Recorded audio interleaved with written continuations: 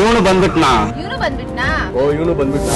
Okay ಬರ್ಬಾರ್ದ ಮಾಡಕ್ ಬೇರೆ ಕೆಲ್ಸ ಇಲ್ವಾ?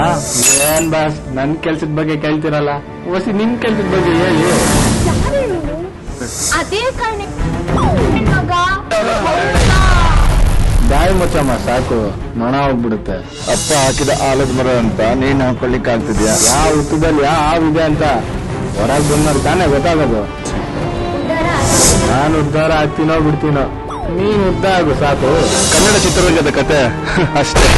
ತೆಂಗಿನ ಮರದಲ್ಲಿ ತೆಂಗಿನಕಾಯಿ ಬಿಡೋದಾದ್ರೆ, ಮಾವಿನ ಮರದಲ್ಲಿ ಮಾವಿನಕಾಯಿ ಬಿಡೋದಾದ್ರೆ, ಚಿತ್ರರಂಗದಲ್ಲಿ ಇರೋ ಮಕ್ಕಳು ಚಿತ್ರರಂಗಕ್ಕೆ ಬರ್ಬಾರ್ದು ಅಂತ ರೂಲ್ಸ್ ಇದೆಯಾ?